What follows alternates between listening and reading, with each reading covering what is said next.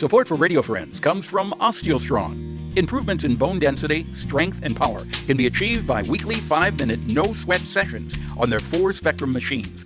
These isometric robotic machines safely emulate high-impact loading on different parts of the skeletal system, which stimulates activity in bone-building cells. Balance and agility can be improved by 2-minute sessions on vibration plates. Every session is supervised by a trained coach. Learn more on Facebook or call to set up a complimentary wellness assessment and session. Good morning and welcome to Radio Friends on this first day of July 2021. Can you believe this is July 1st already? John Howe is with us. He is the author of The Foolish Corner. Good to have you, and happy July. Well, thank you. Yeah, I don't know where June went, but anyway. I thought we were just saying Happy New Year and Merry Christmas not very long ago. Exactly. It's great to be here again. It's coming. And as the older we get, the faster time goes. Oh, absolutely. But you're the author of The Foolish Corner, and today he wanted to talk about money illusions. What is money illusion? Well, there are various forms of money illusion, but I think the one that's been in the headlines just in the last month or so is inflation rates. Yeah. Because for a long time we've had very low inflation rates. And in the last reporting period, we just have end of May because the June ones won't come out for a few more days. The annual inflation rate was 5%, which is much higher than it's been over, say, the last decade. Mm-hmm. And 5% sounds rather innocuous, but if it's 5% year after year, it begins to really take a toll. Yeah, it does. And so there's something that many of your listeners may be familiar with, but it's called the Rule of 72. And if you take the inflation rate and divide it into 72, you get approximately the number of years it takes until your purchasing power declines by half. So at 5%, for example, it takes 14 years for your purchasing power of $1 to be cut in half. So basically what $1 would buy now, only 50 cents. No, it would cost $2 in the future. It costs $2. Right, because it's cut by your purchasing power has been cut by 50%. So as far as inflation, where is it most of it coming from? Is it the price of groceries? Is it the price of clothing or gasoline or everything? It's been pretty much everything.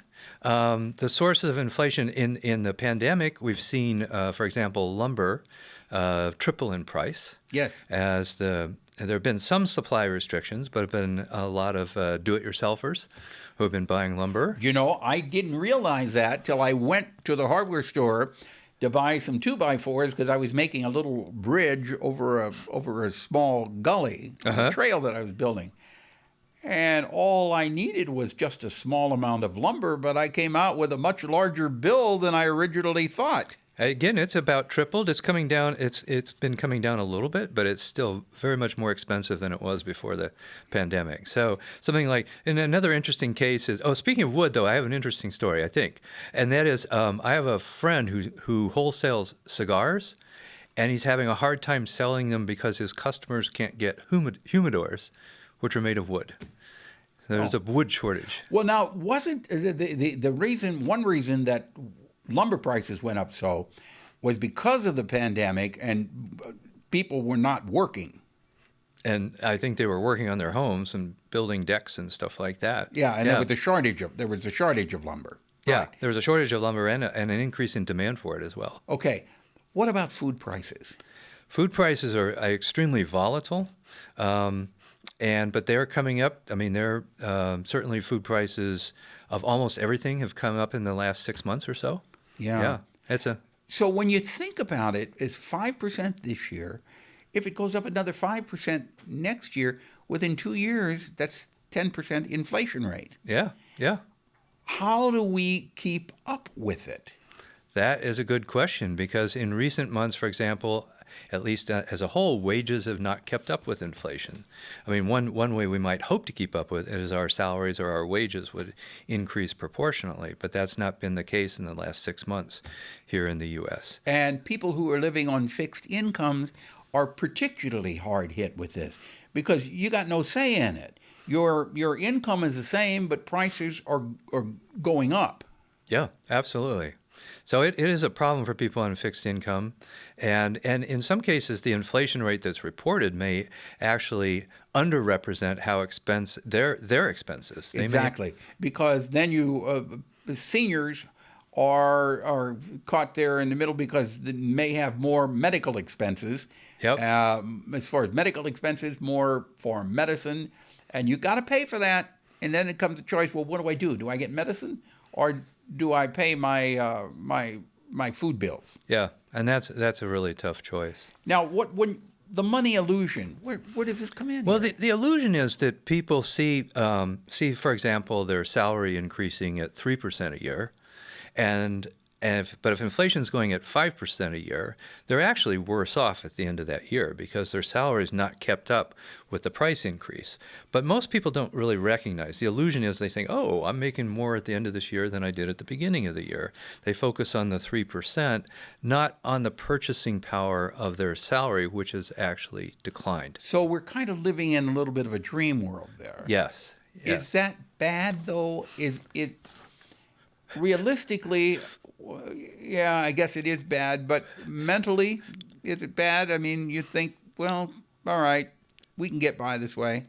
Well, if you're saying that you don't want people to get too distressed over this, or if they are happier thinking they're better off, there might be something to that.